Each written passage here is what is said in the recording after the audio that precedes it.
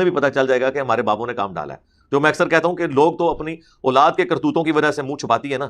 فرقوں کے ماننے والے وہ اولادیں ہیں جو اپنے آباء و اجداد اور بزرگان دین کے کرتوتوں کی وجہ سے منہ چھپاتے پھرتے ہیں. بسم اللہ الرحمن الرحیم.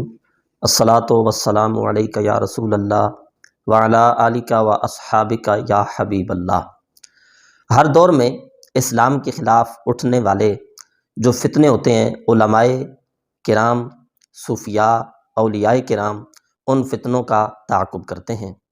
فتنہ یہ تو نہیں کہتا کہ میں فتنہ ہوں، بلکہ فتنہ جب سر اٹھاتا ہے تو وہ ایسے طریقے سے اٹھاتا ہے کہ عام لوگوں کو تو اس کے فتنہ ہونے کی اطلاع بھی نہیں ہوتی. یہ فتنہ میں بمعنی فساد کے استعمال کر رہا ہوں، کیونکہ انجینئر صاحب کا یہ بھی مسئلہ ہے، وہ اپنے آپ کو خود بھی فتنہ مانتے ہیں لیکن کہتے ہیں جی میں فتنہ بمعنی آزمائش ہوں. آپ فتنہ بمعنی فساد ہیں سر. تو یہ فتنہ و فساد جب اس طرح کا سر اٹھاتا ہے تو دجل و فریب کا سہارا لیتا ہے، اور عام پبلک کو اس کا یہی کہنا ہوتا ہے کہ ہم دین کی خدمت کرتے ہیں. اس لیے علماء اس کو فتنہ قرار دیتے ہیں. اگر اس کو آزمائش کے معنی میں بھی لیں کہ یہ ایک آزمائش ہے فساد، ہے خرابی، ہے دین کو نقصان دینا، اور کہہ یہ رہے ہیں کہ ہم دین کی خدمت کر رہے ہیں. یزید بھی اپنے آپ کو یہ تو نہیں کہتا تھا نا کہ میں دین کا نقصان کر رہا ہوں. تو اس طرح سے جتنے فتنے بھی اٹھے ہیں، تو مرزا غلام احمد قادیانی کو کوئی پوچھے بھئی تو فساد کر رہا ہے، ظاہر وہ تو نہیں کہتا تھا، وہ تو کہتا ہے کہ ہم تو اصلاح کرنے والے ہیں. تو ان کا یہی کہنا ہوتا ہے جب ان سے کہا جائے کہ زمین میں فساد نہ کرو تو وہ کہتے ہیں ہم تو اصلاح کرنے والے ہیں، اور کہتے ہیں ہم ہی اصلاح کرنے والے ہیں، صرف ہم اصلاح کرنے والے ہیں، ہمارے علاوہ جتنے لوگ ہیں یہ سارے فساد کر رہے ہیں. انجینئر صاحب کا بھی یہی کہنا ہے کہ ہم ہی اصلاح کرنے والے ہیں، باقی سارے فساد کر رہے ہیں. تو بہرحال انجینئر محمد علی مرزا غلام احمد قادیانی کی طرح اس صدی کا ایک بڑا فتنہ ہے، جس نے تقریباً 14-15 سال سے سوشل میڈیا پہ شور مچایا، اور تمام 14 صدیوں کے جو اولیاء کرام ہیں، صوفیاء ہیں، ائمہ ہیں، مجتہدین ہیں، حتیٰ کہ اہل بیت اطہار ہیں، صحابہ کرام ہیں، ان سب کو برا بھلا کہا، بلکہ انبیاء کرام علیہم السلام کی توہین بھی اس نے جا بجا کی، خود ذات باری تعالیٰ کی توہین بھی کی. امام الانبیاء حضرت خاتم النبیین جناب محمد کریم صلی اللہ علیہ وسلم کی توہین بھی اس نے بار بار یہ کہہ کر کہ شاید نہیں یہ کہہ کر کی. اہل سنت کے علماء جو اس کا رد کرتے ہیں، تعاقب کرتے ہیں، تو ان کو یہ طعنہ دیتا ہے آپ کون ہوتے ہو میرا رد کرنے والے؟ آپ تو غیروں کے کلمے پڑھنے اور پڑھانے والے ہو. چشتی رسول اللہ یہ ان کا بنیادی کلمہ ہے. علماء اہل سنت کو، بالخصوص بریلوی جو علماء ہیں، ان کو یہ کہتا ہے کہ ان کے بڑے تو اپنے ناموں کے کلمے پڑھاتے رہے چشتی رسول اللہ. یہ جھوٹ اس نے اتنا بولا کہ مٹھی بھر چند ایک جو اس کے فالورز ہیں انہیں سچ لگنے لگا. کثرت سے بار بار تکرار سے بولا تو انہیں لگنے لگا کہ یہ سچ ہے. علماء ہر دور میں فتنوں کا تعاقب کرتے ہیں. الحمدللہ اس فتنے کا تعاقب بھی علماء نے بڑے خوبصورت طریقے سے کیا.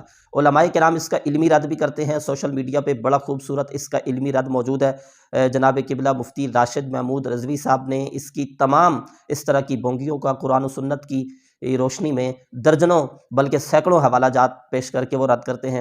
اور بھی علماء کرام ہیں الحمدللہ، اللہ تعالیٰ کے فضل و کرم سے ہمارا بھی پلیٹ فارم ہے. ہم اس کی اس طرح کی جتنی باتیں ہوتی ہیں قرآن و سنت کے خلاف یا مسلک اہل سنت کے خلاف، ہمارے معمولات پر جو اس کا اعتراض ہوتا ہے تو ہم قرآن و سنت کی روشنی میں اس کو جواب دیتے رہتے ہیں. 26 نومبر 2023 کو بڑا خوبصورت سٹینڈ دیا قبلہ مفتی حنیف قریشی صاحب نے، جو اس کی اکیڈمی گئے. یہ بار بار ان کا نام لے کر بھی اور عمومی طور پر بھی علماء اہل سنت کو چیلنج کرتا رہا اور کہتا رہا ٹائم قیامت تک ہے. تو مفتی حنیف قریشی صاحب اس کی اکیڈمی گئے اور اسے کہا بھئی تو کہتا ہے ٹائم قیامت تک ہے، تو 26 نومبر قیامت سے پہلے بیٹھ کے بات کر لیتے ہیں.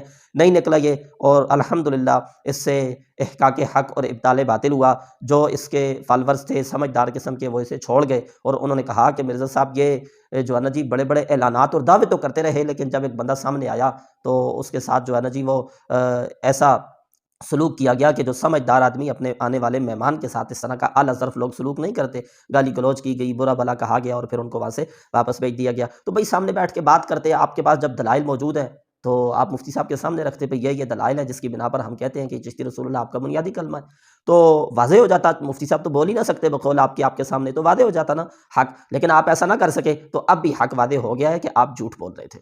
وہ معاملہ ہوا، اور اس کے بعد قائد ملت اسلامیہ مفتی اعظم پاکستان حضور قبلہ مفتی منیب الرحمن صاحب حفظہ اللہ تعالیٰ نے بھی ایک خوبصورت سٹینڈ لیا کہ ظاہر ہے مناظرہ تو اس نے کرنا ہی نہیں ہے، مناظرہ نہ اس نے کبھی کیا، نہ اس نے کرنا، نہ اس کو مناظرے کی ابتدائی باتوں کا پتہ ہے، نہ اس کے پاس کوئی تعلیم ہے۔ تو مفتی منیب الرحمن صاحب نے اپنے منصب کے مطابق ایک بہت خوبصورت اقدام کیا کہ انہوں نے چشتی رسول اللہ پر جو اس نے شور مچایا ہوا تھا، اس کا نام لیے بغیر انہوں نے اس کی جو ہے نا وضاحت کی، فتویٰ دیا، اور یہ بھی ساتھ انہوں نے بڑے خوبصورت پیرائی میں 4 صفحات پر مشتمل وہ فتویٰ ہے، لیکن ہر سطر جو ہے وہ سونے سے لکھنے کے قابل ہے۔ مفتی صاحب نے اس میں یہ واضح کیا کہ کچھ لوگ جو اہل سنت پر یہ الزام لگاتے ہیں کہ ان کا بنیادی کلمہ ہے چشتی رسول اللہ، اور یہ نبی کریم علیہ الصلوۃ والسلام کے بعد کسی کو رسول مانتے ہیں چشتی رسول اللہ کہہ کر، تو انہوں نے وعدہ کیا کہ جو بھی جناب نبی پاک صلی اللہ علیہ وسلم، حضرت محمد صلی اللہ علیہ وسلم کے بعد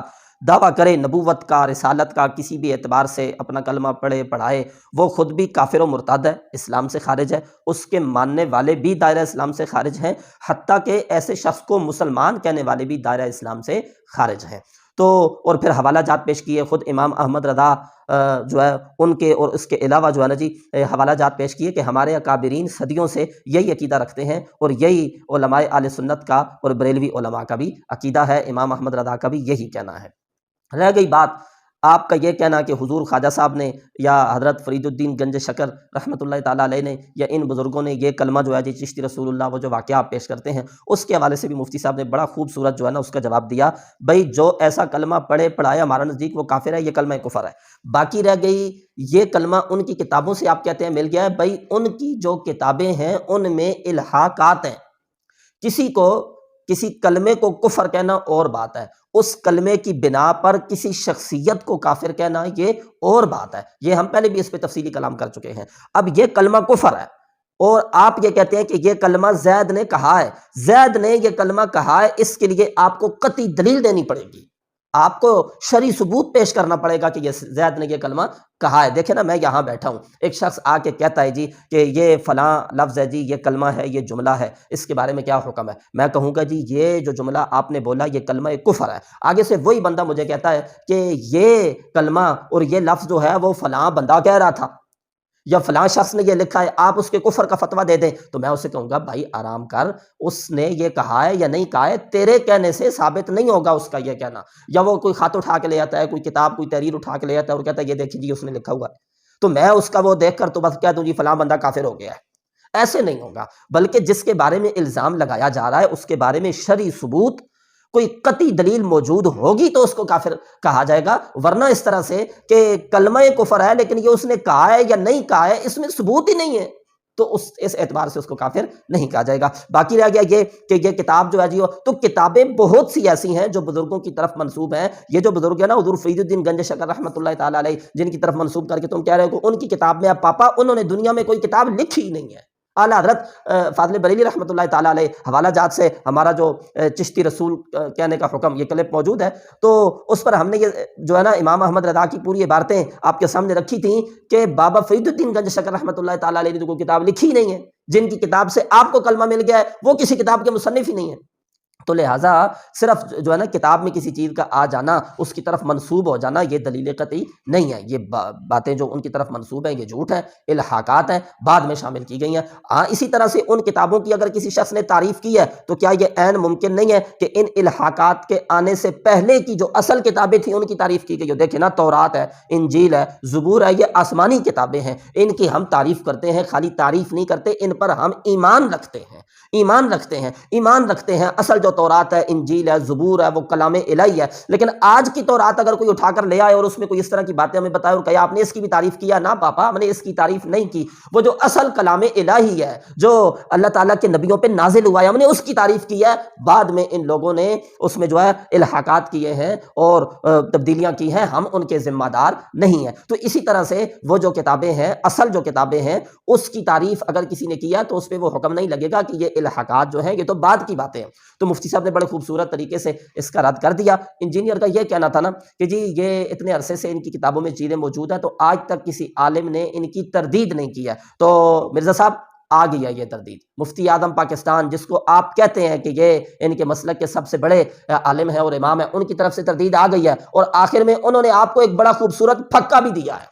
وہ پھکا انہوں نے یہ دیا ہے، آخر میں انہوں نے یہ فرمایا مفتی اعظم پاکستان مفتی منیب الرحمان صاحب نے کہ یہ تردید میں خالی آج نہیں کر رہا، آج سے 30 سال قبل ہمارے ایک عالم حضرت قبلہ مفتی شریف الحق امجدی صاحب نے فتاوی شارح بخاری کی جلد 1 صفحہ 153 پہ 30 سال پہلے مرزا کے مارکیٹ میں آنے سے پہلے اس شخصیت کا انتقال ہی ہو گیا تھا۔ یہ جو شخصیت ہیں فتاوی شارح بخاری کے جو مصنف مفتی شریف الحق امجدی صاحب ہیں، ان کا انتقال ہی مرزا کے مارکیٹ میں آنے سے پہلے ہو گیا تھا۔ تو 30 سال پہلے اسی کلمہ چشتی لا الہ الا اللہ چشتی رسول اللہ کا رد انہوں نے اپنی کتاب فتاوی شارح بخاری کی جلد 1 صفحہ 153 پہ کر دیا ہے، اور اس عبارت کو الحاقی قرار دیا ہے کہ یہ بزرگوں کی طرف جھوٹ منسوب کیا گیا ہے، اور لوگوں نے الحاقات کیے ہیں ان کی کتابوں میں۔ وہ جو مصنف ہیں ان کی طرف سے ان پر کوئی الزام نہیں ہوگا، کیونکہ وہ اس کے لکھنے والے نہیں ہیں۔ یہ کلمہ کفر ہے، الحاقات لوگوں نے کیے ہیں تو یہ ان کی کتابوں میں الحاق کیا گیا ہے۔ تو لہذا مرزا صاحب کا یہ دجل اور یہ فریب بھی جو ہے نا جی کہ جی وہ میرے آنے کے بعد انہوں نے اس کا نام لیا اور ایسے کیا۔ پہلی بات تو یہ ہے کہ آپ کے آنے کے بعد نہیں، بلکہ یہ مفتی شریف الحق امجدی صاحب نے 30 سال پہلے اس کا رد کر دیا تھا۔ آج پھر کیوں ضرورت پڑی؟ اس لیے کہ جب کوئی شخص جھوٹ بولتا ہے، جھوٹا الزام لگاتا ہے اور بار بار بولتا ہے، چند لوگ بلکہ اگر ایک بندہ بھی اس کی بات پر یقین کرتا ہے تو علماء کی یہ منصبی ذمہ داری ہوتی ہے کہ جھوٹ کو بے نقاب کرے۔ اس لیے مفتی اعظم پاکستان نے یہ ضرورت سمجھی کہ اگر نبی کریم صلی اللہ علیہ وسلم کی امت کا ایک بندہ بھی آپ کی بات کو سچ سمجھ رہا ہے تو اس کے سامنے ہم نے یہ واضح کرنا ہے کہ یہ سچ نہیں بول رہا بلکہ یہ شخص جھوٹ بول رہا ہے۔ تو اپنی منصبی ذمہ داری پوری کرتے ہوئے مفتی صاحب نے یہ فتویٰ دیا ہے۔ تو علماء اہل سنت ایسی چیزوں کا رد کرتے آئے ہیں، رد کر رہے ہیں، اور انشاءاللہ العزیز رد کرتے رہیں گے۔ اب انجینئر مرزا صاحب نا اگر واقعی ان کو مسئلہ کلمے کا تھا یا تردید کا تھا، وہ معاملہ تو ہو گیا حل۔ حضرت قبلہ مفتی صاحب نے کہہ دیا اس طرح کا کلمہ کہنے والا یا نبوت کا یا رسالت کا دعویٰ کرنے والا خود بھی اسلام سے خارج ہے، اس کے ماننے والے بھی خارج ہیں، اسے مسلمان کہنے والے بھی خارج ہیں۔ یہ جن بزرگوں کی طرف منسوب کرتا ہے ان سے دلیل قطعی سے یہ ثابت ہی نہیں ہے۔ جب ثابت ہی نہیں ہے تو ان کو کافر قرار نہیں دیا جائے گا۔ تو یہ وضاحت آ گئی، یہ تردید آ گئی۔ اب انجینئر صاحب کو چاہیے کہ اسلام کا نقصان کرنا خدا کے لیے چھوڑ دیں۔ کسی کو گالیاں دینی، بزرگوں کو کافر کہنا، یہ کوئی اسلام کی خدمت نہیں ہے۔ آپ اسلام کی خدمت کرنا چاہتے ہیں تو قرآن و سنت پڑھیں، پہلے خود پڑھیں۔ آپ کے پاس تعلیم ہی نہیں ہے، پہلے خود پڑھیں اور پھر اس کے بعد قرآن و سنت کی جو تعلیمات ہیں، بزرگوں کی جو تعلیمات ہیں قرآن و سنت کی روشنی میں، وہ آپ عوام تک پہنچائیں۔ یہ دین کی خدمت ہے۔ اللہ تعالیٰ انجینئر مرزا کے دجل و فریب سے امت مسلمہ کو بچنے کی توفیق عطا فرمائے۔ وآخر دعوانا الحمدللہ رب العالمین۔